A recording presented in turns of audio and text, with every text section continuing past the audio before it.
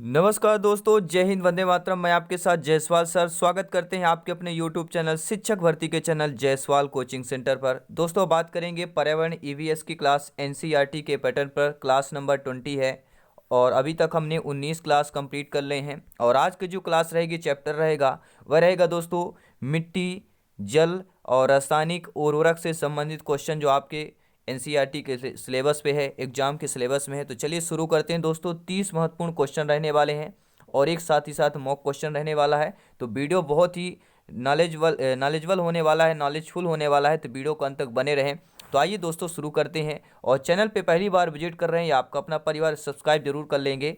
सभी मित्रों को जय हिंद दोस्तों। चलिए पहला प्रश्न देख लेते हैं। पहला प्रश्न अच्छा है, देखते हैं कि मृदा निर्माण में अपक्षय और ह्यूमस निर्माण की दर को प्रभावित करती है। ठीक है, जो मिट्टी से संबंधित हो गया, जल हो गया, ठीक है, इन्हीं से रिलेटेड क्वेश्चन करने वाले हैं। तो जो आपकी मृदा निर्माण में अपक्षय और ह्यूमस निर्माण की दर को प्रभावित करते हैं, वनस्पति जात और प्राणी जात प्रभावित करते हैं, समय प्रभावित करते हैं, जनक चट्टान या आपका जलवायु प्रभावित करते हैं। तो मृदा निर्माण में अपक्षय और ह्यूमस, ये जब मृदा का निर्माण होता है तो अपक्षय और ह्यूमस के निर्माण क्या होता है, तो अपक्षय और ह्यूमस निर्माण के दर को प्रभावित करते हैं। तो दर को कौन प्रभावित करते हैं, आपके जलवायु प्रभावित करते हैं। डी ऑप्शन सही हो जाएगा। बहुत बहुत धन्यवाद दोस्तों। अब देखते हैं अगला प्रश्न। मृदा का लवणीकरण किस कारण होता है, यानी मृदा में जो लवण की मात्रा है या लवणीकरण कब हो जाता है। यानी मिट्टी में आप लोग देखते होंगे लवणीकरण, लवण की मात्रा मिल जाना मिट्टी में किस कारण से होता है। ठीक है, पीड़क नाशी से होता है, भूमि के कटाव से होता है, अधिक सिंचाई से होता है या फसल आवर्तन के द्वारा होता है। तो मृदा का लवणीकरण यानी कि मृदा में अत्यधिक मात्रा में लवण मिल जाना किस कारण से होता है दोस्तों। तो ओनली फॉर एक ही कारण हो सकता है कि मृदा, यानी देखिए जब सिंचाई होती है, अगर आप अधिक सिंचाई करें, क्योंकि लवण किसके द्वारा, लवण जल में होता है। ठीक है, तो जल में क्या होता है, मिट्टी में भी होता है, जल के साथ आ जाता है लवण आपकी सिंचाई में। जब अत्यधिक सिंचाई होती है तो लवण की मात्रा जो है मृदा में, मृदा आपका क्या है, लवणीकरण हो जाता है। ठीक है, तो ये आपके अधिक सिंचाई के कारण होता है। सी ऑप्शन सही हो जाएगा। बहुत बहुत धन्यवाद दोस्तों। उम्मीद है आप लोगों ने अभी तक वीडियो को लाइक अवश्य कर दिया होगा। बहुत बहुत धन्यवाद, दिल से धन्यवाद है दोस्तों। अब देखते हैं अगला प्रश्न। मृदा की लवणता मापी जाती है। जो मृदा की लवणता है कि भैया मिट्टी में कितनी लवण है, लवण की मात्रा कितनी है, किससे मापेंगे। चालकता मापी से मापते हैं, आर्द्रता मापी से, साइक्रोमीटर से या वृद्ध मापी से, किससे मापा जाता है। तो मृदा की लवणता दोस्तों किससे मापी जाती है, चालकता मापी से मापी जाती है। पहला ऑप्शन आप लोगों का सही हो जाएगा। और अंत में बताना भी है कि आज के क्लास में 30 में से अगर 25 प्लस आपके रहे तो बेहतरीन अच्छी क्लास है। अगर 25 प्लस नहीं आ रहे हैं, कम आ रहे हैं, तो दिक्कत नहीं है। सारी जो प्लेलिस्ट है एक तरफ से आप देख सकते हैं, क्योंकि यहाँ पर सिलेक्शन सर्वोपरि है। अगला प्रश्न है, निम्नलिखित राज्यों में किसमें भारत की सबसे बड़ी अंतर्देशीय लवणीय आर्द्र भूमि है। सभी लोग कमेंट करेंगे। जी हाँ दोस्तों, हम बात कर रहे हैं भारत में से जो आपके चार ऑप्शन दिए गए हैं, गुजरात, हरियाणा, मध्य प्रदेश, राजस्थान राज्यों में किसमें भारत की सबसे बड़ी अंतर्देशीय लवणीय आर्द्र भूमि है। हम बात करते हैं लवण वाली भूमि, लवण की आर्द्र भूमि की बात करते हैं। तो आप सभी लोग जानते हैं जब भी आर्द्र भूमि आती है, आर्द्र भूमि वहां पर ज्यादा होती है जहां पर सिंचाई के साधन कम होते हैं, पानी की उपलब्धता कम होती है, यानी पानी की कमी होती है। तो आप लोग देखेंगे गुजरात, हरियाणा, मध्य प्रदेश, राजस्थान, ये चार में से सबसे ज्यादा पानी की कमी किस राज्य में होती है, तो राजस्थान राज्य में होती है। तो भारत के राजस्थान राज्य में भारत की सबसे बड़ी अंतर्देशीय लवणीय आर्द्र भूमि कहलाएगी, वह राजस्थान कहला जाएगी। अब देखते हैं दोस्तों अगला प्रश्न। अच्छा प्रश्न है, ध्यानपूर्वक देखिएगा, हर एक क्वेश्चन यहाँ पे इंपॉर्टेंट है। और 5 क्वेश्चन ऐसे करेंगे दोस्तों जो सीधा आपके सिलेक्शन से कनेक्टेड होंगे या प्रीवियस ईयर में पूछे गए प्रश्न होंगे। मिट्टी में खारापन एवं क्षारीयता की समस्या का समाधान है। जो आप लोग देखते होंगे मिट्टी में खारापन और जो क्षारीयता आ जाती है, उसका समस्या से समाधान क्या होगा कि खेतों में जिप्सम का उपयोग कर लें, शुष्क कृषि विधि, वृक्षारोपण करें या समोच्च रेखाओं के अनुसार कृषि करें। तो मिट्टी में जो खारापन और क्षारीयता की समस्या आती है उसका समाधान क्या होता है, उसका समाधान यही है कि खेतों में क्या करेंगे, जिप्सम का प्रयोग करेंगे। अगला प्रश्न दिया गया है कि तेजाबी मिट्टी को कृषि योग्य बनाने हेतु निम्नलिखित में से किसका उपयोग किया जाता है। तेजाबी मिट्टी आप सभी लोग जानते हैं, तेजाबी मिट्टी वो होती है उसको कृषि योग्य बनाना। तेजाबी मिट्टी जो होती है कृषि योग्य नहीं होती है। अगर उसको कृषि योग्य बनाना हो तो किसका उपयोग किया जा सकता है? जिप्सम का, लाइम का, या कैल्शियम सुपर फास्फेट का, या आपका वेजिटेबल कंपोस्ट का। किसका करेंगे? तो तेजाबी मिट्टी को कृषि योग्य बनाना है तो यहाँ पे लाइम का प्रयोग करेंगे। क्या करेंगे? लाइम या चूना का प्रयोग करते हैं। किसका करते हैं? लाइम या चूना का प्रयोग किया जाता है। एल्युमिनियम तथा आयरन ऑक्साइड की अत्यधिक मात्रा वाली मृदा को भी कहते हैं। क्या कहते हैं? यानी एल्युमिनियम तथा आयरन ऑक्साइड की अत्यधिक मात्रा वाली, यानी जिस मिट्टी में एल्युमिनियम आयरन ऑक्साइड की मात्रा जो है सबसे अधिक होती है उस मिट्टी को चारागाह मिट्टी कहते हैं, पेड़ लफर मृदा कहते हैं, ठीक है, आपका जेम मृदा कहते हैं, या पॉट जॉल कहते हैं। तो जिस मिट्टी में एल्युमिनियम और आयरन की मात्रा अधिक होती है उसे पेड़ लफर मृदा कहते हैं, यानी आपका क्या हो जाएगा दोस्तों? बी ऑप्शन सही हो जाएगा, क्योंकि इस मिट्टी में लोहा, एल्युमिनियम और चूना अधिक होता है। गहरी लेटेराइट मिट्टी में लोहा, ऑक्साइड और पोटास की मात्रा अधिक होती है, और ऑक्साइड की मात्रा उपस्थिति के कारण प्रायः सभी लेटेराइट मृदाएं जंग के रंग की या लालापन लिए हुए होती हैं। और लेटेराइट मिट्टी चाय, कहवा आदि फसलों के लिए उपयोगी मानी जाती है क्योंकि यह मिट्टी अम्लीय होती है। ठीक है, कौन सी? लेटेराइट मिट्टी कैसी होती है? अम्लीय होती है, इसलिए क्या है, चाय, कहवा आदि फसलों के लिए उपयोगी मानी जाती है। प्रचुर कैल्शियम वाली मृदा को क्या कहते हैं? यानी कि जिस मृदा में प्रचुर मात्रा में यानी कि अत्यधिक मात्रा में, ठीक है, कैल्शियम मिलता हो, किस मिट्टी में? पेडोकोल कहते हैं, पेड लफर कहते हैं, पोडसाल कहते हैं, लेटेराइट कहते हैं। तो जिस मिट्टी में प्रचुर मात्रा में कैल्शियम की मात्रा पाई जाती है वह आपका पेडोकोल कहलाता है। क्या कहलाता है? पेडोकोल कहलाता है। पहला ऑप्शन सही हो जाएगा। और पेडोकोल वर्ग की मिट्टी में कैल्शियम की मात्रा सबसे ज़्यादा पाई जाती है। आप सभी लोग जानते हैं, आप लोग ज्ञानी है, सर्वज्ञ हैं, ठीक है, व्याख्याता है, आप लोग सभी लोग भावी अध्यापक अध्यापिकाएं हैं। आप सभी को नमन है। जय हिंद दोस्तों। जायसवाल सर आप सभी को प्रणाम कर रहे हैं। स्वीकार कीजिएगा और वीडियो लाइक शेयर जरूर कीजिएगा, आपका अपना परिवार है। और अगला प्रश्न आपकी स्क्रीन पर अच्छा है, प्यारा सा प्रश्न है, ध्यानपूर्वक देखिएगा कि भारतीय मृदाओं में जिस सूक्ष्म तत्व की सर्वाधिक कमी है वह आपका है, यानी जो हमारे भारत में मिट्टी पाई जाती है, मृदा है, एक ऐसा सूक्ष्म तत्व है जिसकी सर्वाधिक कमी है, बहुत मात्रा में कमी है, वह आपका लोहा है, तांबा है, मैग्नीज है, या जस्ता है। सभी लोग कमेंट करेंगे। धुआंधार प्रश्न, बिल्कुल सिलेक्शन की ओर तैयारी सिलेक्शन की है, क्योंकि यहाँ पर दोस्तों सिलेक्शन सर्वोपरि है। तो बात करते हैं भारतीय मृदाओं में जिस सूक्ष्म तत्व की सर्वाधिक कमी है वह आपका जस्ता की बात करेंगे। डी ऑप्शन सही हो जाएगा। मृदा जल के माध्यम से शीर्ष मृदा से अवमृदा में खनिजों के स्थानांतरण की क्रिया को क्या कहते हैं? तो मृदा जल के माध्यम से शीर्ष मृदा में, शीर्ष यानी कि ऊपर हिस्से जो मृदा को होती है, तो उस अवमृदा में खनिजों की स्थानांतरण की क्रिया, यानी उसमें जब खनिजों की स्थानांतरण की क्रिया होती है तो उसे क्या कहते हैं? परिश्रवण कहते हैं, चलन कहते हैं, प्रक्षालन कहते हैं, या परश्वसन कहते हैं। तो क्या कहते हैं दोस्तों? यहाँ पर प्रक्षालन कहते हैं। क्या कहते हैं? जो मृदा जल के माध्यम से, क्योंकि जल जब बारिश होती है तो शीर्ष मृदा यानी मिट्टी की जो ऊपरी सतह होती है, तो अवमृदा में खनिजों का स्थानांतरण होता है जल के माध्यम से, उसे प्रक्षालन बोला जाता है। और अगला प्रश्न है, ध्यानपूर्वक देखिएगा कि भारत में बंजर भूमि का सबसे बड़ा हिस्सा किस राज्य का है? तो बंजर की जब भी बात की जाती है, बंजर भूमि वहाँ होगा जहाँ पर जल की मात्रा कम होगी। और जल की मात्रा किसमें कम है? गुजरात, आंध्र प्रदेश, मध्य प्रदेश, राजस्थान। तो सभी लोग जानते हैं राजस्थान यहाँ पे नंबर 1 है जल की, ठीक है, जल की अपूर्णता में। अब देखते हैं दोस्तों अगला प्रश्न। भारत की उत्तरी मैदानों की मृदा सामान्यतः कैसे बनी है? हम अगर भारत की उत्तरी मैदान की मृदा की बात करते हैं तो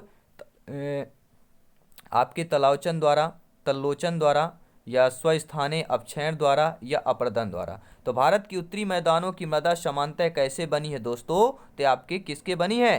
तल्लोचन द्वारा बनी हुई है। बी ऑप्शन सही हो जाएगा। बहुत बहुत धन्यवाद दोस्तों वीडियो लाइक करने के लिए, बहुत बहुत धन्यवाद, तहे दिल से धन्यवाद करता हूं दोस्तों। और अगला प्रश्न है कि इनमें से कौन सा मृदा से संबंधित है? अब हमें आपको बताना है कि मृदा से संबंधित। देखिए, क्लाइमेटिक हो गया, एडेफिक हो गया, बायोटिक हो गया, और आपका टोपोग्राफी हो गया। तो यह मृदा से संबंधित है। कौन सा है? तो आपने नाम सुना होगा एडेफिक। एडेफिक जो है यह किससे है? मृदा से संबंधित है। और अगला प्रश्न है, भारत भूमि पर सबसे अधिक व्यापक रूप में कौन सी मिट्टी फैली हुई है? हम बात कर रहे हैं भारत भूमि की बात कर रहे हैं, सबसे अधिक व्यापक रूप में कौन सी मिट्टी फैली हुई है? लेटेराइट मिट्टी, काली मिट्टी, कछारी या जलोढ़ मिट्टी, या कच्छी या दलदली मिट्टी? सभी लोग कमेंट करेंगे। हर एक भाई बहन, हर एक शिक्षक बंधु जिसका सपना है अध्यापक अध्यापिका, हर गृहिणी का यहाँ पे वेलकम, अभिनंदन है दोस्तों। तो भारत भूमि पर सबसे अधिक व्यापक रूप में कौन सी मिट्टी फैली हुई है? वह आपकी कछारी या जलोढ़ मिट्टी है। सी ऑप्शन सही हो जाएगा। भारत में सबसे अधिक उपजाऊ मृदा कौन सी है? काली, लाल, जलोढ़, चूनेदार मृदा? तो सभी लोग जानते हैं कि भारत में सबसे अधिक उपजाऊ मृदा आपकी जलोढ़ मृदा होती है। ठीक, क्या होती है? जलोढ़ मृदा। सी ऑप्शन सही हो जाएगा। और कौन सी मिट्टियों में सैकड़ों वर्षों से कृषि कार्य बिना अधिक खाद दिए हुए चलता रहता है? यानी ऐसी मिट्टी का नाम बताइए मेरे प्यारे मित्रों, शिक्षक बंधुओं, जो सैकड़ों वर्षों से कृषि कार्य बिना अधिक खाद दिए हुए चलता रहता है। यानी इसको खाद बहुत थोड़ा मात्रा में देना होता है, अधिक खाद दिए हुए चलता रहता है। तो बिना अधिक मतलब खाद की मात्रा कम देना है, अधिक नहीं देना, फिर भी वहाँ पे कृषि कार्य होता रहता है। तो वो किस मिट्टी में होता है? कछारी, जलोढ़ या लेटेराइट मिट्टियों में। लाल और लेटेराइट, काली, कछारी, जलोढ़ मिट्टी में, या लेटेराइट काली मिट्टी में? तो किस मिट्टी में होता है? सभी लोग नीचे फटाफट कमेंट करेंगे। तो राइट ऑप्शन आएगा काली और कछारी जलोढ़ मिट्टी में क्या होता है? सैकड़ों वर्षों से कृषि कार्य बिना अधिक खाद दिए हुए चलता रहता है। काली और जलोढ़ मिट्टी हो जाएगा। निम्नलिखित में से वह फसल कौन सी है जो जलोढ़ मिट्टी में उगती है और जिसके लिए प्रचुर मात्रा में पानी की आवश्यकता होती है? अब देखिए, इंटरेस्टेड क्वेश्चन यह है दोस्तों कि वह फसल कौन सी है जो जलोढ़ मिट्टी में उगती है। भाई जलोढ़ मिट्टी है जहाँ पर पानी की ज़्यादा वैसे भी नमी होती है, ठीक है, जलोढ़ मिट्टी उगती है, लेकिन इसके लिए प्रचुर मात्रा में पानी की आवश्यकता भी होती है। तो वह आपकी फसल जो है चाय है, गेहूं है, चावल है, मूंगफली है? सभी लोग कमेंट करेंगे। जी हाँ दोस्तों, जलोढ़ मिट्टी में फसल उगाई जाती है और प्रचुर मात्रा में इसको पानी की आवश्यकता भी होती है। तो सभी लोग जानते हैं सबसे ज़्यादा पानी की आवश्यकता जलोढ़ मिट्टी में चावल की बात करेंगे। ठीक है, कहाँ पर होती है? धान पे। आप लोग देखते होंगे धान में पानी बिल्कुल भरा रहता है, नमी बिल्कुल बरकरार होनी चाहिए। अब देखते हैं दोस्तों अगला प्रश्न। धान की खेती के लिए सर्वाधिक आदर्श मृदा कौन सी है आपकी? लेटेराइट, लाल, जलोढ़, काली मिट्टी? तो अभी हमने क्या बात किया? अभी तो पिछले क्वेश्चन में ही बात किया कि खेती के लिए सर्वाधिक आदर्श मृदा कौन सी होगी? धान की खेती के लिए। तो धान के लिए भैया जहाँ पानी हो, नमी बनी हो, तो वो आपका जलोढ़ मृदा हो जाएगी, जलोढ़ मिट्टी हो जाएगी। अब देखते हैं अगला प्रश्न। गंगा की जलोढ़ मृदा की गहराई भूमि सतह के नीचे लगभग है? 600 मीटर तक है, 6000, 800 या 100 मीटर? तो सभी लोग जानते हैं कि 1000 में इतना तो गहराई हो नहीं सकता है, तो हमारा सैकड़ा में होगा। यानी गंगा के जलोढ़ मृदा की गहराई भूमि सतह से नीचे लगभग आपके कितने हैं? तो 600 मीटर है। यानी पहला ऑप्शन सही हो जाएगा। अब देखते हैं, प्यारा सा प्रश्न है, ध्यानपूर्वक देखिए। इसके बाद 10 क्वेश्चन और कंप्लीट करेंगे। इसके बाद एक मॉक क्वेश्चन भी है आपका। गंगा के मैदानों की पुरानी या कछारी जलोढ़ मिट्टी कहलाती है? बांगर, खादर, कलहर, रेगुड़ कहलाती है? सभी लोग कमेंट करेंगे। गंगा के मैदानों की पुरानी कछारी या जलोढ़ मिट्टी क्या कहलाती है? देखिए, पुरानी बात कर रहे हैं, ये ध्यान दीजिएगा। गंगा के मैदानी में जो ऊपरी परत की अगर मिट्टी पूछी जाए तो हमारी कौन सी हो जाएगी? खादर हो जाएगी। लेकिन अगर प्रश्न पूछा जाए कि गंगा के मैदानों की पुरानी कछारी जलोढ़ मिट्टी, तो वह आपकी क्या कहलाएगी? बांगर कहलाएगी। पुरानी बांगर कहलाती है, और जो नई होती है वह खादर कहलाती है। अब देखते हैं अगला प्रश्न। गंगा घाटी में बांगर मिट्टी पाई जाती है? बाढ़ प्रभावित क्षेत्रों में, नदी नितल में, बाढ़ की वर्तमान सीमाओं से ऊपर, या गोखुर झीलों में? तो अभी हमने क्या किया? बांगर मिट्टी वहाँ पाई जाती है ऊपरी सतह में। तो गंगा घाटी की बांगर मिट्टी कहाँ पाई जाएगी भैया? बाढ़ की वर्तमान सीमाओं पर। जहाँ पे बाढ़ की वर्तमान सीमा है तो जो ऊपरी परत मिट्टी होती है वह बांगर मिट्टी कहलाती है। ठीक है, अब देखते हैं दोस्तों अगला प्रश्न। भारत का उत्तरी मैदान बना है किससे बना है? कायांतरित मृदा से, आग्नेय शैल से, जलोढ़ मृदा से, या आपके पुरानी क्रिस्टलीय चट्टान से बना हुआ है? तो भारत का उत्तरी मैदान किससे बना हुआ है? सभी लोग कमेंट करेंगे। तो आप लोग जानते हैं भारत के उत्तरी मैदान यानी उत्तरी इलाके में सबसे ज़्यादा आपकी नदियां हैं। ठीक है, उत्तरी इलाके में क्या है? भारत के सबसे ज़्यादा नदियां हैं, और ठंड का मौसम भी इलाका आपका है क्योंकि पर्वत श्रृंखला सारी चीज़ें हैं। तो भारत का उत्तरी मैदान क्या हो जाएगा? यहाँ पे जलोढ़ की बात करेंगे, जलोढ़ मृदा हो जाएगा। ठीक है दोस्तों, बहुत बहुत धन्यवाद फीडबैक देने के लिए। और अगला प्यारा सा प्रश्न है कि हिमालय की तलहटी में जलोढ़ पंखों को कहा जाता है? आपका दिया गया है एल्युवियल फैंस की बात कर रहे हैं। हिमालय की तलहटी में जलोढ़ पंखों को कहा जाता है। बागर कहा जाता है, खादर कहा जाता है, वेटलैंड या भाबर कहते हैं। सभी लोग कमेंट करेंगे। बेहतरीन क्वेश्चन है दोस्तों। जी हाँ, आपके बिल्कुल ठीक है। ये टीटी एग्जाम में पूछे जाने वाले प्रश्न हैं, ठीक है, हाई लेवल वाले प्रश्न हैं, क्योंकि यहाँ पर दोस्तों सिलेक्शन सर्वोपरि है। हर एक कंसेप्ट क्लियर करेंगे, हर एक क्लास क्लियर होगी, क्योंकि अपना टारगेट है 30 ऑफ 30 लाना। जी हाँ, टारगेट सिलेक्शन भी नहीं है, सिलेक्शन के साथ रैंक भी पाना टारगेट है दोस्तों, ठीक है। तो हिमालय की तलहटी में जलोढ़ पंखों को क्या कहा जाता है? भाबर कहा जाता है। सभी लोग नोट कर लेंगे, डी ऑप्शन सही हो जाएगा। कोई भी डाउट हो कमेंट बॉक्स में कमेंट कर सकते हैं, फीडबैक देख सकते हैं। आपका अपना परिवार है, आवर फैमिली है। अब देखते हैं दोस्तों अगला प्रश्न। किसी शुष्क प्रदेश में बृहत सारे जलोढ़ शंकुओं के सम्मिलित होने से बना निरक्षेपण लक्षण कहलाता है। ध्यानपूर्वक सुनिएगा। किसी शुष्क प्रदेश में बृहत सारे जलोढ़ शंकुओं से सम्मिलित होने से बना निरक्षेपण कहलाता है। बॉलस्टोन, पेडिमेंट, अपवाहन दोषी या वजादा। तो क्या कहलाता है? आपका बालस्टोन कहलाता है। दोस्तों आप लोग नहीं जानते कौन सा क्वेश्चन आ सकता है, किस टाइप का क्वेश्चन आ सकता है, इसलिए सारे कंसेप्ट क्लियर करेंगे यहाँ पर। भारत की निम्नलिखित मृदाओं में से कौन सी बेसाल्ट लावा के अपक्षय के कारण निर्मित हुई है? यानी ऐसी भारत की मिट्टी बताइए कि जो आपकी बेसाल्ट लावा के अपक्षय के कारण निर्मित हुई हो। यानी कि जो बेसाल्ट लावा है उसके अपक्षय के कारण मिट्टी आपकी जो निर्मित हुई हो। लेटेराइट, रेगूर, लाल, जलोढ़।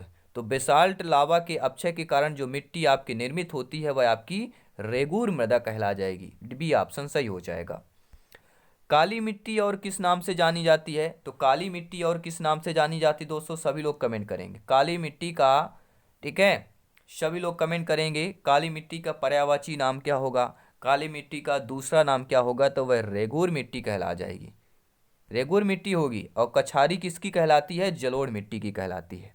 अब देखते हैं दोस्तों अगला प्रश्न।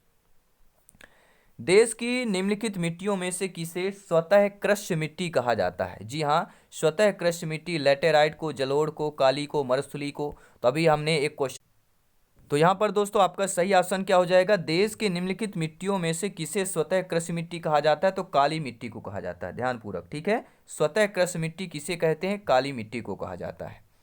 रेगुर, रेगुर मतलब होता है, सभी लोग समझते होंगे, रेगुर मिट्टी सबसे ज़्यादा है कहाँ पर? तमिलनाडु में, महाराष्ट्र में, आंध्र प्रदेश में, झारखंड में। तो रेगुर मिट्टी सभी लोग कहाँ है? ज़्यादातर सभी लोग कमेंट करेंगे रेगुर मिट्टी सबसे ज़्यादा कहाँ पर है? तो क्या आपके महाराष्ट्र में है, झारखंड में है, या तमिलनाडु में, या आंध्र प्रदेश में है? तो आपका राइट ऑप्शन बी ऑप्शन जाएगा, महाराष्ट्र में रेगुर मिट्टी सबसे ज़्यादा मात्रा आपके महाराष्ट्र में है। इसके बाद 2 क्वेश्चन कंप्लीट करेंगे और इसके बाद एक आपका मॉक क्वेश्चन होगा और मॉक क्वेश्चन का आंसर आप लोगों को कमेंट बॉक्स में बताना है। चलिए इस क्वेश्चन को देख लेते हैं। रेगुड़ मृदा यानी काली मिट्टी किसकी कृषि के लिए सर्वाधिक उपयुक्त होती है? मूंगफली, कपास, तंबाकू, गन्ना। तो सभी लोग जानते हैं जब भी काली की बात करते हैं, काली कपाली की बात करते हैं, हम काली की बात करते हैं तो का से काली और का से कपास, इनका संबंध बहुत ही अच्छा है दोस्तों। जी हाँ, का से काली, का से कपास, यानी कि काली मिट्टी में सर्वाधिक जो उपयुक्त आपके कृषि है वह आपका कपास होता है। बी ऑप्शन सही हो जाएगा। और आज की क्लास का 30वां प्रश्न है, आज के सेशन का प्रश्न यह है कि मृदा को कम सिंचाई की आवश्यकता होती है क्योंकि वह मृदा नमी को रोक रखती है। काली मृदा नमी को रोक रखती है, जलोढ़ मृदा नमी को रोक रखती है, लाल मृदा या लेटेराइट मृदा। तो कौन सी मृदा जो है जो नमी को रोके रखती है, जिसमें सिंचाई की आवश्यकता बहुत ही कम मात्रा में होती है? तो सभी लोग जानते हैं जो काली मिट्टी होती है, चिकनी मिट्टी होती है। काली मिट्टी क्या है दोस्तों? ऐसी मिट्टी है जो मृदा यानी कि जो का नमी है उसको अधिक समय तक रोके रखती है, वह आपकी काली मिट्टी है। इसलिए कपास के लिए उपयुक्त तो आपका कृषि या खेती के लिए मानी जाती है काली मिट्टी। और ये क्वेश्चन मॉक क्वेश्चन देख लेते हैं, सभी लोग फटाफट इसका कमेंट बॉक्स में आंसर बताएंगे कि किस प्रकार की मिट्टी में कार्बनिक पदार्थों की अधिकता होती है। यानी ऐसे मिट्टी का प्रकार बताइए जिसमें कार्बनिक पदार्थों की मात्रा जो है अधिकता होती हो। पीट, काली, लेटेराइट, लाल। सभी लोग कमेंट करेंगे, फीडबैक करेंगे, आपका अपना परिवार है, फीडबैक करें और अंत में बताना 30 में से आपके कितने सही हैं। तो किस प्रकार की मिट्टी में कार्बनिक पदार्थों की अधिकता होती है आपको कमेंट बॉक्स में बताना है। और जल्दी जल्द नेक्स्ट क्लास से मिलते हैं दोस्तों। हमेशा हंसते रहिए, मुस्कुराते रहिए और तैयारी जारी रखिए, क्योंकि यहाँ पर दोस्तों सिलेक्शन सरोपर ही है। सभी मित्रों को जय हिंद, वंदे मातरम, धन्यवाद सभी का।